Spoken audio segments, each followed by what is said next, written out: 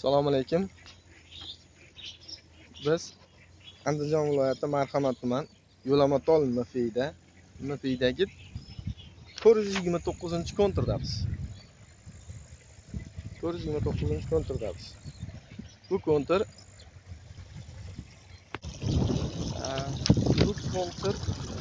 aksiyadorlik tijorat hal banki Marhamat BXMga biriktirilgan bo'lib, ushbu kontur 10 gektar maydonni o'z ichiga oladi. Ushbu maydonga biz sholi ekinini ekkanmiz. Mana ko'rib turganlaringdek sholi ekini ekilgan. Bu sholi ekini 84 ta dehqon xo'jalik. Ushbu kontur 84 ta dehqon xo'jalikka biriktirilgan. Hozir bu sug'orish jarayonida mana ko'rib turganlaringdek ushbu ekinga, sholi ekinga agregat korxona Porloq maqsad nimasi biriktirilgan bo'lib, mana ko'rib turganlaringdek 10 gektar yer, mana maydoni.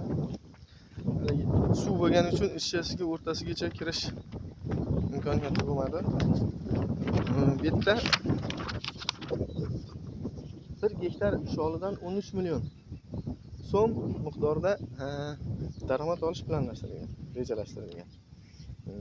10 gektar yer maydondan 65 million so'm. Bu hozir suv qo'yish jarayonida, endi bundan mana ko'rib turganlaringdek yuqoridan davom etadi. Suv bo'lgani uchun ichkarigacha kira olmadik, mana ko'rib turganlaringdek.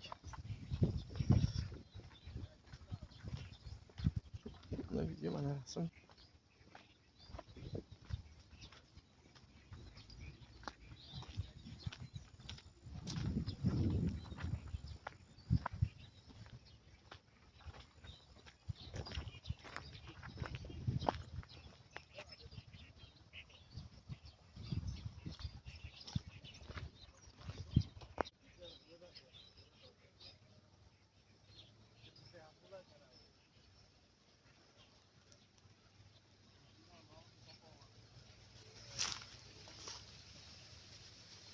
E'tiborlaringiz uchun katta rahmat.